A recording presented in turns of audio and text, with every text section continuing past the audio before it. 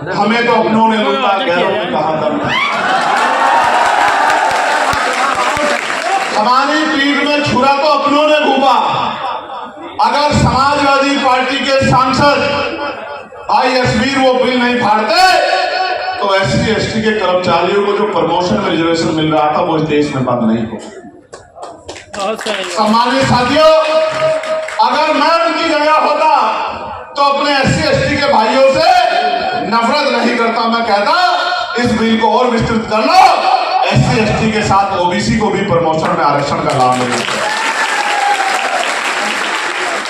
लेकिन दिल छोटा है तो एससी एसटी के प्रमोशन का बिल फड़वा दिया। और जो सत्ता में बैठी थे भाजपा या कांग्रेस, वो तो कभी चाहती ही नहीं थी कि एससी एसटी के कर्मचारियों को प्रमोशन मिले। उसके बाद डिमोशंस हुए और कितने अधिकारियों को, कर्मचारियों को खून के आंसू रोने पड़े, ये एससी एसटी के कर्मचारी जाने।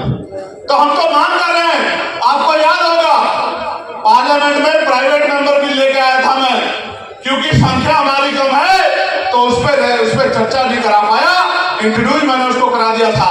प्राइवेट मेंबर बिल लेके आया कि जिस तरह से निजीकरण बढ़ रहा है, सरकारी नौकरियां खत्म हो रही, सरकारी डिपार्टमेंट खत्म हो रहे हैं, अभी सामाजिक गैर बराबरी जारी है, तो एससी एसटी ओबीसी के लोगों को निजी क्षेत्रों में भी आरक्षण मिलना चाहिए। बिल मैं पार्लियामेंट में लेके आया था, मेरे अलावा पार्लियामेंट में कोई इस बिल को लेके नहीं आ पाया, ना ही किसने हिम्मत जुटाई, ना ही किसने सोचा कि एससी एसटी ओबीसी के नौजवान बेरोजगार घूम रहे बच्चों के बारे में हमें सोचना चाहिए, जो पढ़ लिख के सोच रहे हैं कि हमारा भविष्य क्या है।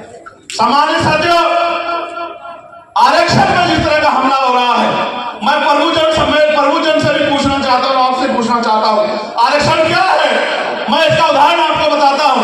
एक जवान आज मुझे मिला था सीआरपीएफ का, नहीं सॉरी सीआईएसएफ का जवान था। मैंने उससे पूछा कि आपके परिवार में कौन कौन है? तो बोला भैया 4 बहन भाई है। मैंने कहा क्या क्या करते हैं? तो बोला भैया मेरा दूसरा भाई जॉब करता है, सरकारी नौकरी, मैं सीआईएसएफ में हूँ, मेरी 2 बहनें हैं गवर्नमेंट स्कूल में टीचर हैं। मैंने कहा आपके पिता क्या करते थे? तो बोला भैया मेरे पिताजी पोस्ट ऑफिस में पोस्ट मास्टर थे। तो मैंने उसको कहा कि मेरी बात सुनो, ये जो नौकरी आपको मिली ये उस एक पोस्ट मास्टर की नौकरी से निकल के आई है, मेरी बात को आप याद। तो मैंने उसे बताया कि भाई ये जो नौकरी आपको मिली है, ये नौकरी आसानी से नहीं मिली, आपके पिता को जो पोस्ट मास्टर की नौकरी मिली थी आरक्षण की वजह से, उस नौकरी की वजह से आप 4 लोगों को नौकरी मिली है। आप याद रखना, अपने माँ बाप का दिल कभी मत दुखाना। उसने मुझे कहा कि मेरे माँ बाप ने भैया कुछ नहीं कमाया, मेरे पिता ने सिर्फ और सिर्फ शिक्षा पे जोड़ दिया और हमको पढ़ाने का काम किया और हमने मन लगा के पढ़ने का काम किया, जिसकी वजह से आज हम 4 बहन भाई नौकरी पे। मैं आपको बताना चाहता हूं, आरक्षण से सिर्फ नौकरी नहीं मिली है, सिर्फ नौकरी नहीं मिली, आरक्षण ने हमें हथियार दिया है कि हम पढ़ लिख के डॉक्टर, इंजीनियर, आईएएस, आईपीएस, वकील, जज बन सके और सिस्टम में बैठ के अपने लोगों को उनका मनोबल बढ़ा के आगे बढ़ने के लिए प्रेरित कर सके। मैं आपको एक कहानी सुनाता हूं, मैं एक कहानी आपको सुनाता हूं, बहुत अच्छी कहानी, आपके जीवन पे असर पैदा करेगी। अभी गर्मी कम हुई है ना? हाँ, विचारों की गर्मी बढ़ी है तो सूरज वाली गर्मी कम हो गई थी। प्यारे साथियों, एक नौजवान जो संविधान के लागू होने के बाद आईएएस बना, सिविल सर्विस में गया।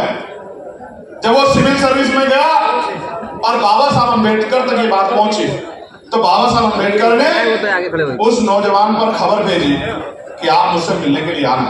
उस समय बाबा साहब अम्बेडकर समाज में जा जाके समाज को पे बैक टू सोसाइटी, यानी कि समाज को वापस करो, जिस समाज से निकल के आए हो उस समाज का हाथ पकड़ो, उस समाज को ताकत दो, उस समाज को रास्ता दिखाओ, उस समाज का नेतृत्व करो, पे बैक टू सोसाइटी का आंदोलन चला।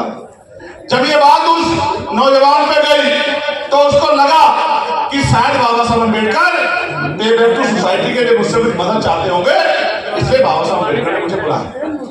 बाबा साहब अम्बेडकर ने खबर उसको भेजी थी और उनकी खबर के बाद वो आ भी गया। जिस दिन आया तो बाबा साहब अम्बेडकर अपना कुछ काम निपटा रहे। वो आया, बाबा साहब अम्बेडकर को जय भीम करी, बाबा साहब ने कहा कि अच्छा आगे तो बैठ जाओ। बाबा साहब अपना काम करने लगे। बाबा साहब ने पूछा परिवार में सब ठीक है? उसने कहा हाँ बाबा साहब सब ठीक है। अब उसको लगा कि अब बाबा साहब कहेंगे कि कुछ आर्थिक मदद करो मूवमेंट चलाने के लिए। फिर बाबा साहब ने पूछा IAS बन के कैसा लग रहा है? उसने जवाब दिया कि बाबा साहब अच्छा लग रहा है। फिर बाबा साहब ने काम में जुट गए। फिर बाबा साहब ने पूछा गाँव जाते हो? ये कह के बाबा साहब अपने काम करने लगे। उसका जवाब नहीं आया। बाबा साहब ने पुनः पूछा गांव जाते हो? तो उसने कहा नहीं, कब जाता हूँ बाबा साहब, समय नहीं लगता। तो बाबा साहब ने बहुत महत्वपूर्ण बात की मेरे प्रियजनों। बाबा साहब ने कहा कि गांव में जाएगा। बाबा साहब ने उससे पूछा कि क्यों कह रहा हूं, ये नहीं पूछोगे? मैं तुम्हें गांव में जाना क्यों कह रहा हूं, ये नहीं पूछोगे? तो उसने कहा बाबा साहब बताइए। तो बाबा साहब ने कहा मैं तुम्हें गांव में जाने के लिए इसलिए कह रहा हूं कि जब तुम लाल बत्ती की गाड़ी में बैठकर उस गांव में जाओगे जिस गांव से तुम निकल कर आए, जब तुम्हारी गाड़ी को तुम्हारा हमरा गांव में पहुंचने के बाद खोलेगा, हमारे सुरक्षा वाले जवान तुम्हारे सम्मान में सैल्यूट देंगे। वो गाड़ी उन टूटी फूटी सड़कों से जब आपके घर तक पहुंचेगी तो आप ये देखना उस गांव में रहने वाले आपके बीच के लोगों के अंदर कितना मनोबल पैदा होगा, कितनी ताकत पैदा होगी। वो तुमसे प्रेरणा लेके तुम्हारे जैसा बनने का प्रयास करेंगे, तुम्हारे जैसे जो है शिक्षा का महत्व को समझ के आगे बढ़ने का काम करेंगे। बाबा साहब अम्बेडकर ने कहा मैंने तुम्हें मदद के लिए नहीं बुलाया, मैंने तुम्हें इसलिए बुलाया है कि जब तुम जाओगे अपनी बात को रखोगे तो वो जो आपके बीच के लोग हैं जिनके बीच में पले बड़े हो वो भी शिक्षा के महत्व को समझेंगे और आपके जैसा बनने का प्रयास करेंगे।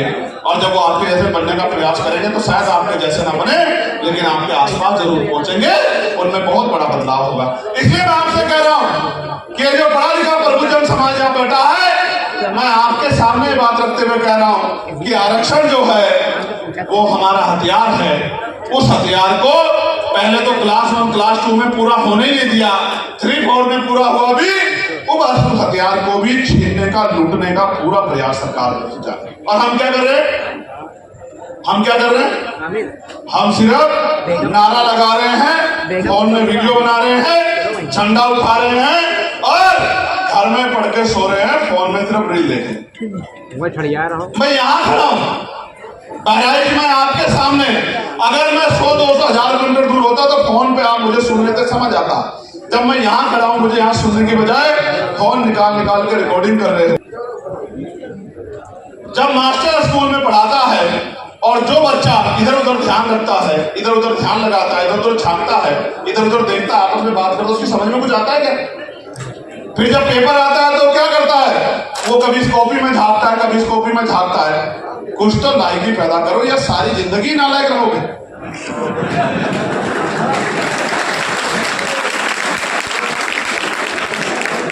कुछ तो समझदार बनो। अगर मैं 1000-2000 किलोमीटर दूर से खड़ा होके टीवी पे बैठ के कुछ कह रहा होता तो तब तुम लोग सुन लेते, समझ आता। लेकिन आज तो मैं आपके बीच में खड़ा हूं, फिर भी फोन निकाल के मेरी बात को महत्ता देने के बजाय रिकॉर्ड कर रहे हो। जैसे इस रिकॉर्डिंग से तुम्हें बहुत कुछ मिलने वाला है।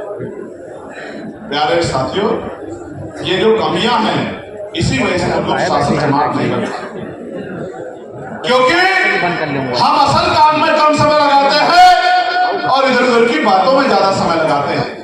इस वजह से हम लोग पीछे चल रहे हैं और हमसे ताकतवर लोग आगे चल रहे हैं। और अगर हमें आगे चलना है तो हमें अपनी कुछ कमियों को दूर करना पड़ेगा। मैं तो माननीय काशीराम साहब का चेला हूँ। साहब कहते थे मैं ज्यादा कुछ नहीं कर रहा हूँ, मैं तो अपने लालायक समाज में लायकी पैदा करने का काम कर रहा हूँ। और मैं भी ज्यादा कुछ नहीं कर रहा हूँ। मैं जो नौजवानों की फौज जो बाबा साहब अम्बेडकर का झंडा उठा घूम रही है, उसको बस उसके काम की जिम्मेदारी बताने के लिए यहाँ आया हूँ कि अगर वो उस काम को मेरे हिसाब से करना शुरू कर देगा तो वो दिन दूर नहीं है कि उत्तर प्रदेश में लखनऊ में नीला झंडा लहराएगा।